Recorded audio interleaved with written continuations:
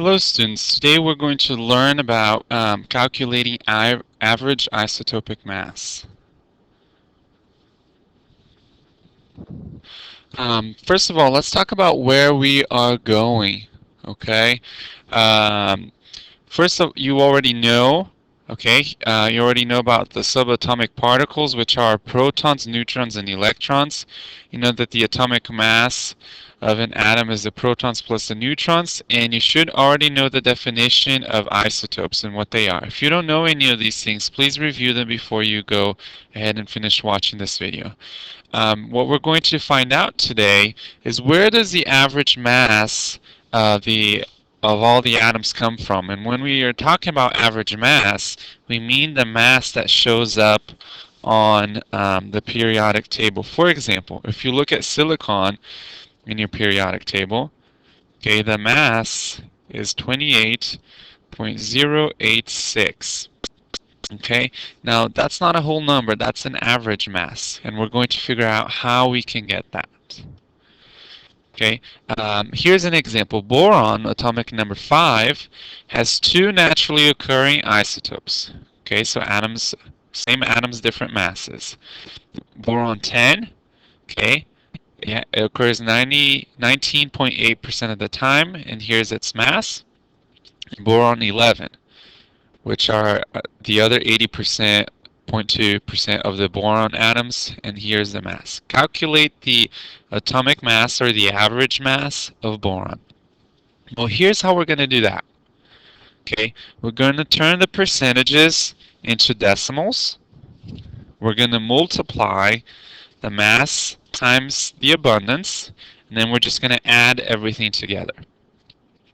So first thing, turn your percentage into a decimal place. You just have to divide by 100 or move the decimal place to the left twice. Okay, so this is going to be 0.198. This is going to be 0.802. Okay. Step 2 is multiply the mass and the abundance. So we're going to take the mass, 10.013, times, that's supposed to be a 3, the abundance, which we said is now a decimal, 0.198. And then we're going to do the same thing to the next one, 0.0802. And we're going to get, here we're going to get 1.98, and here we're going to get 8.83. Okay, the last step is to add those answers. So we're going to add them, and our answer should be 10.61. All right, and if you look at your periodic table, 10.81. When you look at your periodic table, that is the average mass of boron. Okay, so that's how we get that number. Let's do a different problem here. We have element X. Okay, we know the masses and the percent abundances. So this here, if we move the decimal to the left twice, it's going to become 0.075. And this here is going to become 0.925. Well, we're going to do the same thing that we did, okay, for the last problem. We're going to take mass times the abundance as a decimal, okay, 7.016 times the abundance as a decimal. All right, here, let's see, we're going to get 6.490,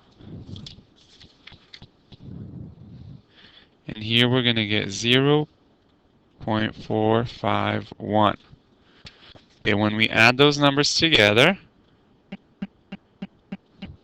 our answer will come out to 6.941. Now, the second part of this problem is to identify the element. Okay, well, if you look at your periodic table, the element that has this mass is lithium. Okay, so X here stands for lithium. And that's how we solve those problems.